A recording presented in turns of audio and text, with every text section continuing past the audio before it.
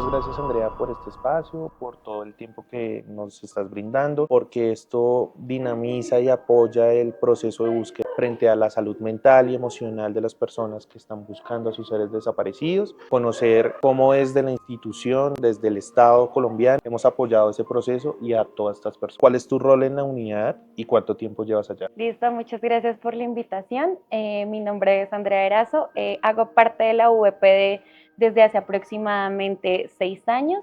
La labor que desempeño, digamos que se basa en llevar el seguimiento de casos, formular planes de trabajo de los casos que están ante instancias internacionales, es decir, ante la Comisión Interamericana de Derechos Humanos y ante la Corte Interamericana de Derechos Humanos. En el marco de lo anterior, tengo a cargo más o menos 115 casos que oscilan más o menos en un universo de personas dadas por desaparecidas de más de 1000. Mi vinculación a la unidad se da porque desde que me gradué como profesional siento que mi carrera tiene que tener un sentido social y desde esa perspectiva empecé a trabajar con víctimas del conflicto armado hace aproximadamente 9 años. Primero entré a una entidad que se encargaba de llevar a cabo como la reconstrucción de las memorias del conflicto armado en Colombia y fue una entidad creada a partir de la ley de víctimas. Posteriormente, con la firma del acuerdo de paz, me vinculo a la unidad de búsqueda cuando recién se crea hace aproximadamente, como les dije, 6 años. Me vinculo en mayo de 2019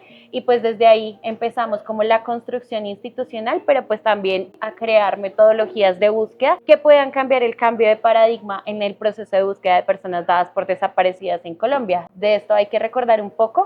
Anteriormente, la búsqueda de personas dadas por desaparecidas estaba vinculada a un proceso que adelantaba la Fiscalía General de la Nación, es decir, que la búsqueda era justicia retributiva, donde la búsqueda se centraba únicamente en la sanción penal. Este proceso es insuficiente porque la jurisdicción ordinaria tiene un 90% de impunidad en los casos de desaparición. Esto quiere decir que todo lo que hace la unidad de búsqueda tiene que tener un componente reparador que vaya con dos objetivos. Uno, satisfacer el derecho a la verdad y dos, pues reparar el daño. Tu labor social, porque eso es lo que estamos buscando en esta investigación también, dar a conocer todas esas voces de este proceso. ¿Cuáles han sido los momentos emocionalmente más difíciles en tu labor? Yo siento que hay varios. Siempre que se habla de desaparición, se asocia a desaparición forzada. Cuando empiezas a trabajar en la unidad de búsqueda, te das cuenta que no solo es este hecho victimizante, sino también se ancla a procesos de reclutamiento forzado, a procesos que tienen que ver con la vinculación a grupos armados, la desaparición forzada, el secuestro y demás. Entonces también tú cómo le puedes llegar a reclamar a una persona que está vinculada en armas, pero que solo ha visto la guerra porque fue reclutado a los 8 o 9 años de edad. Claro. Siento que son los casos que me pueden llegar a afectar. En serio, estas labores se ven, afectan y no solamente a los que están dentro del proceso, sino también a las personas y a las partes que participamos fuera de este proceso. ¿La entidad brinda algún tipo de acompañamiento psicosocial a las personas que buscan? En este tipo de casos también estamos llamados a ser críticos. El decreto ley 589, que es el que da las facultades de la creación y de cómo debe operar la unidad de búsqueda, establece que esta entidad no va a tener una atención psicosocial, sino que estas siguen estando en cabeza de dos entidades del Estado, que son el Ministerio de Salud y la Unidad de Atención para la Reparación Integral para las Víctimas. La mayoría de víctimas no se encuentran incluidas en el Registro Único de Víctimas. Las personas que no están incluidas en este registro no reciben una atención psicosocial por parte de la Guarip. Cuando esto no pasa, la otra ruta que actúa la entidad es a través del Ministerio de Salud. Sin embargo, no podemos ignorar que la desaparición ha tenido lugar en el territorio y desde esa perspectiva, el Ministerio de Salud no ha logrado llegar a los territorios donde ha tenido pues lugar la desaparición. Desde esa perspectiva, ellos tampoco tienen un acompañamiento cercano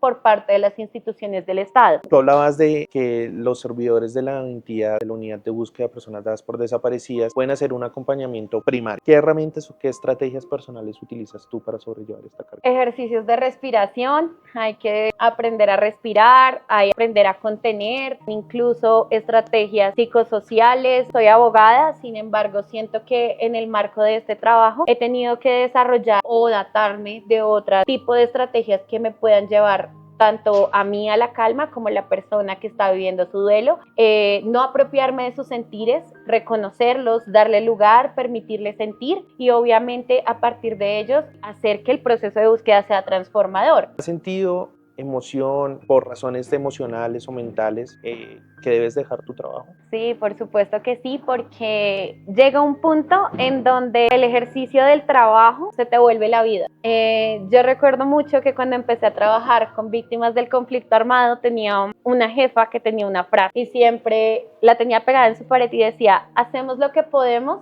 en los tiempos que podemos y de la mejor forma en que podemos. En la unidad de búsqueda eso no pasa.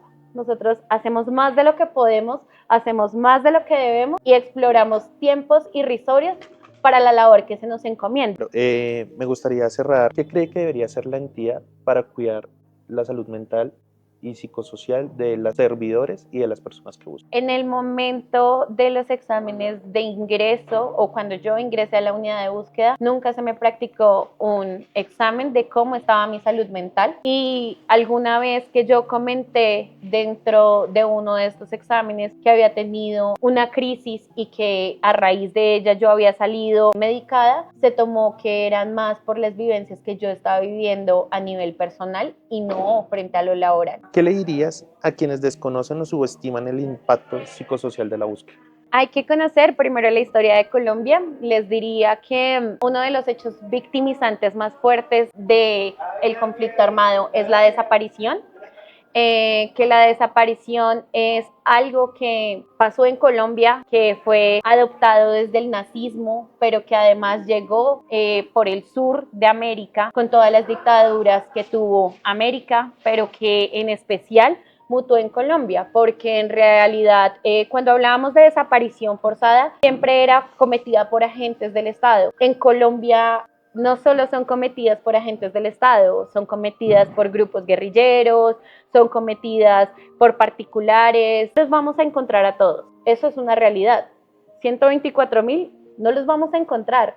La desaparición en Colombia ha sido en lugares complejos. Cuando la desaparición se da en el mar, no los vamos a encontrar, pero por lo menos deberían contar los familiares con una explicación técnica, científica. Hola Fernando, muchas gracias por aceptar esta entrevista. La idea es que nos cuentes cómo tu salud física y mental se ha visto afectada en el proceso de búsqueda de tu hermano. Nos cuentes tu historia frente al tema de la desaparición de él, los hechos, lo que recuerdes y de cómo el Estado ha influido y ha participado en ese proceso de búsqueda que tengo entendido que culminó el pasado el 18 de marzo.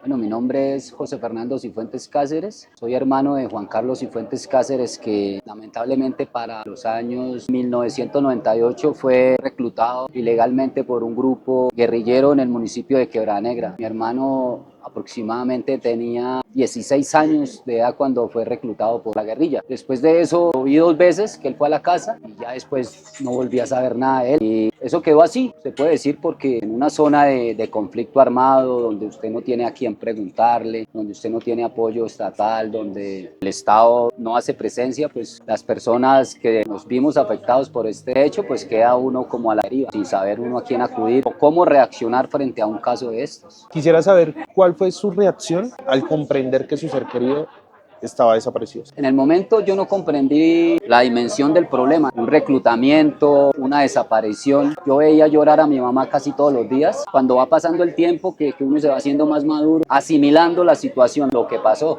Imagínense, como desde el 98 que desapareció mi hermano hasta el 2011 que se creó la ley de víctimas, que yo tomé la iniciativa de ir a la personería de Útica y ante la fiscalía y denunciar lo que había pasado con mi hermano como 12 o 13 años antes. Y ya en ese momento mi hermano se convirtió en una causa que yo lo tenía que encontrar algún día. Y ahí fue donde empezó toda la búsqueda, toda esa resiliencia que debe tener uno como ser humano, pues para buscar uno a su ser querido. Frente a eso y ese apoyo que brindó la unidad de búsqueda de personas dadas por desaparecidas, ¿cómo este proceso, qué apoyo recibió de la unidad en ese momento? Sin la unidad de búsqueda no les puedo asegurar que yo no hubiera encontrado a mi hermano, pero ellos me ayudaron bastante. Yo con unos datos muy precisos que les di a ellos, porque fue rápido, porque la demora fue que ellos conocieron y como a los 6 o 7 meses, ellos ya me estaban dando pistas y ya me llamaban y yo dije, no hermano, a mi hermano ya lo deben de estar, mejor dicho, ya lo deben de tener cerquita. Mi hermano murió más o menos para un enero de 1999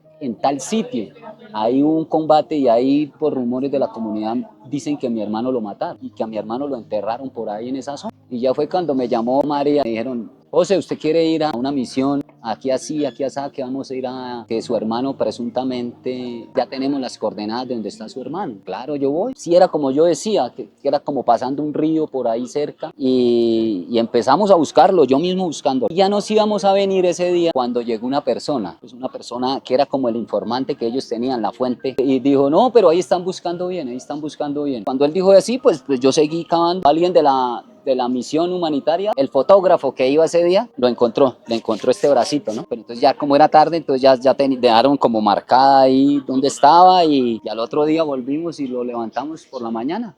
Eso fue el 17 de abril del año pasado. Eso es como algo ambiguo, ¿no? Porque es que usted no sabe si estar feliz o estar triste. Usted hablaba de la resiliencia que todo este proceso afrontó. ¿Qué estrategia utilizó con las personas que desaparecieron a su hermano, que lo reclutaron forzadamente? Es algo natural. ¿Por qué? Es que el que está desaparecido es su hermano, es su familiar. Hay algo dentro de usted que no le permite a usted abandonar la búsqueda, que siempre tiene que estar ahí porque usted tiene la convicción y la fe de que usted va a encontrar a su ser querido. La mayoría de víctimas, por no decir todas, son gente que ni siquiera sabe leer, no ha terminado la primaria, entonces no saben cómo dirigirse a la autoridad administrativa, cómo interponer un derecho de petición, cómo ir allí, ¿sí me entiende? Entonces es a lo que le digan, están como a la deriva. A mí me pasaba lo mismo, venga otro día, venga mañana, no, eso todavía está ahí, ¿sí me entiende? Pero entonces ya cuando hablan con uno ya saben que no lo pueden tratar así porque uno conoce el tema. Hay mucha indiferencia, más que todas esas entidades están politizadas, son cotas de políticos, entonces allá no trabaja la gente idónea que debería trabajar para darle una orientación a una persona que vaya a preguntar. Por último, quisiera agradecerle por todo este espacio, por su lucha incansable. Nos recuerda que la memoria es un acto de dignidad.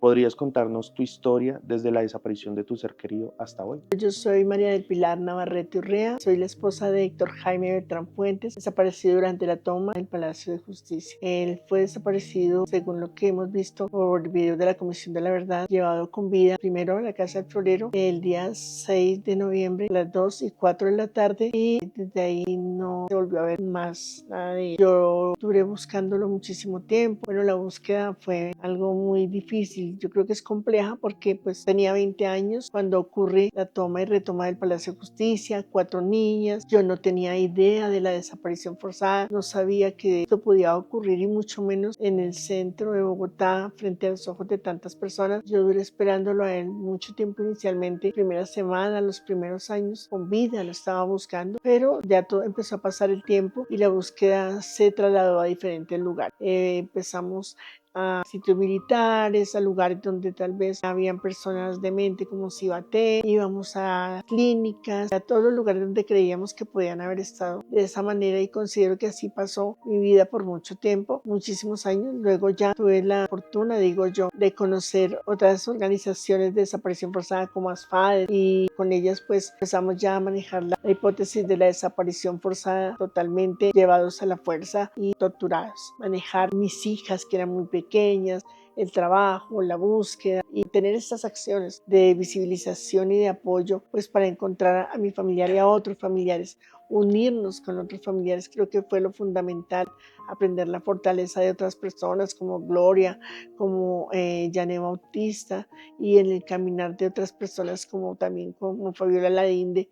Creo que fue el ejemplo más grande que tuve para poder seguir en esta lucha porque pues uno siente que desfallece muchísimo tiempo.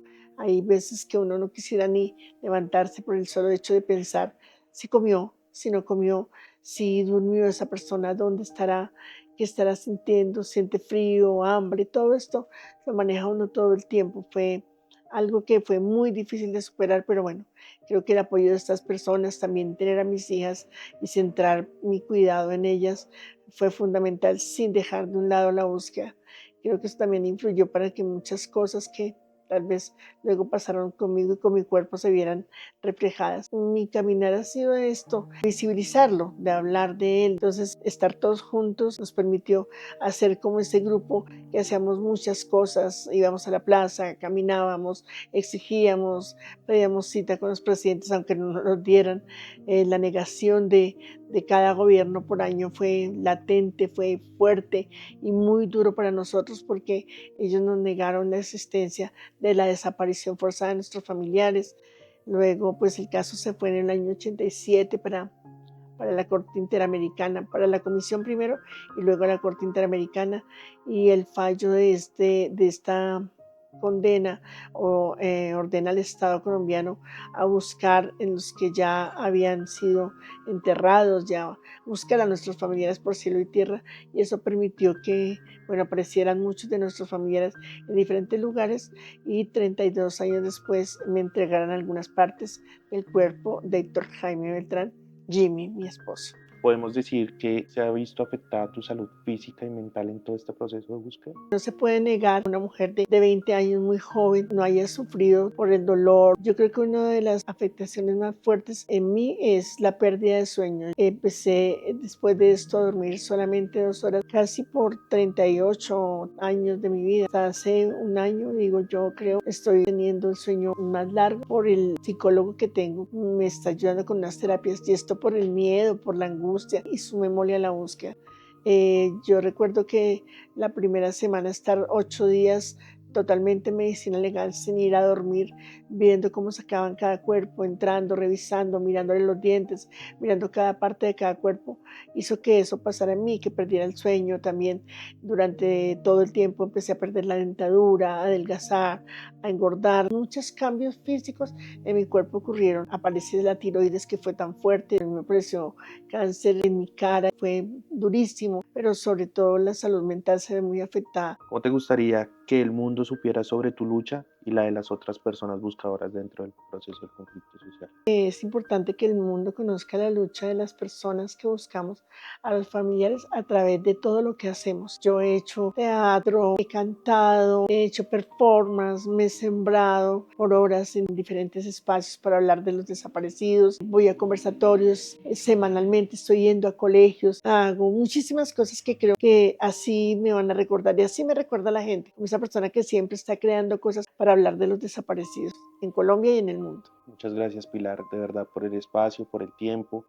Realmente no sé si quieres profundizar en algo, simplemente un mensaje que le des a todas esas personas que están en este proceso de búsqueda. Un solo desaparecido importa. Diana Gómez, ella escribe en un libro que habla sobre lo que se siente en el cuerpo, la desaparición forzada. De vez en cuando camino hacia atrás. Si caminara solo hacia adelante, yo les contaría cómo es el olvido. Entonces nosotros no nos podemos permitir olvidar. Bueno, Pilar, te quiero dar las gracias por permitirnos abrirnos este espacio, por contarnos tu historia, y quiero terminar con un mensaje, y es que, Pilar, tu voz firme y tu lucha incansable nos recuerdan que la memoria es un acto de dignidad. Gracias por convertir tu dolor en fuerza y por enseñarnos que la justicia no se negocia ni se olvida. Muchas gracias. A ustedes.